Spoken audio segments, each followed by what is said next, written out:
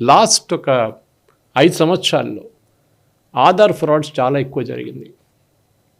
కేరళలో there is a place called Perumbavoor.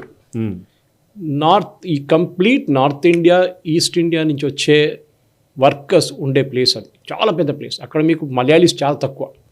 మొత్తం వాళ్ళు ఇప్పుడు దుబాయ్కి వెళ్తే మలయాళీస్ ఎట్లా ఉంటుంది, ఇక్కడ బీహార్ వాళ్ళు, యూపీ వాళ్ళు, అస్సాం వాళ్ళు, ఒడియా వాళ్ళు కనిపిస్తారు అక్కడ. ఒక టైంలో ఈ 3 సంవత్సరాల ముందు ఒక పెద్ద రైట్ జరిగింది అక్కడ. వీళ్ళకి ఏదో గొడవ జరిగింది పోలీసు వాళ్ళతో జరిగినప్పుడు మొత్తం తగలబెట్టేశారు వాళ్ళ టౌన్ అంతా.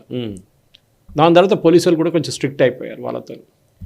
ప్రాబ్లం ఎక్కడ వస్తుందంటే ఈ ఆధార్ కార్డ్ తయారు చేసేటి ఈ ప్లేస్ నుంచి మ్యాక్సిమం పోలీసు వాళ్ళకి దొరికారు. ఎన్ఐఏ ఒక ఇన్వెస్టిగేషన్లో ఏదో వాళ్ళు ఇంకా చూసుకుంటూ వస్తే వీళ్ళు దొరికారు ఆధార్ కార్డ్ తయారు చేస్తున్న షాప్. దాని లింకేజ్ ఎక్కడ వచ్చిందంటే ప్రింట్అవుట్ కేరళలో తీశారు, కానీ ఆధార్ కార్డ్ తయారైంది బెంగాల్లో 3 చోట్లలో ఆధార్ కార్డ్ వర్క్షాప్స్ ఉన్నాయి.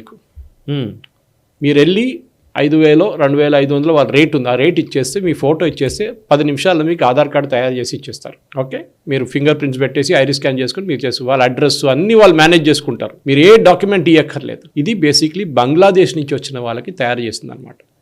మనం ఈ రోహింగ్యాల గురించి చెప్తుంటాం చూడండి. రోహింగ్యాలకి ప్రాబ్లం లేదు సాయి గారు. యాక్చువల్లీ రోహింగ్యాలు ఫస్ట్ ఏం చేస్తారంటే భారతదేశంలో రాగానే UNHCRకి రెఫ్యూజీ కార్డ్ స్టేటస్ అప్లై చేస్తారు. దాంట్లో చాలా బెనిఫిట్స్ ఉన్నాయి. ఒక్కొక్క ఈ రెఫ్యూజీ వచ్చిన వాళ్ళకి ఫ్రీ ఫుడ్ ఇవ్వడము, డబ్బులు ఇవ్వడము అన్నీ UNHCR చేస్తారన్నమాట. మీరు ఏం చేయక్కర్లేదు. మీరు టెంట్ వేసుకొని పడుకోండి, మీకు అన్నీ తెచ్చిస్తారు వాళ్ళు. దానికోసం రోహింగ్యాలు ఇక్కడ వచ్చి ఇంత మంచిగా ఉన్నారు. సౌదీ అరేబియా వెళ్ళట్లేదు, పాకిస్తాన్కి వెళ్ళట్లేదు, ఇక్కడ వస్తున్నారు. రోహింగ్యాలు వచ్చింది మనకు అందరు తెలుసు నార్దర్న్ మయన్మార్ నుంచి. అక్కడ పెద్ద చిన్ ఆర్మీ అండ్ చాలా మటు అరక్కన్ ఆర్మీ అక్కడ లోకల్ వాళ్ళ బర్మీస్ అంటే మయన్మార్ ఆర్మీతోని కొట్లాడ జరిగి అక్కడ చాలా మంది చనిపోయారు. అక్కడి నుంచి చాలా మంది పారిపోయి వచ్చిన వాళ్ళు రోహింగ్యాలు.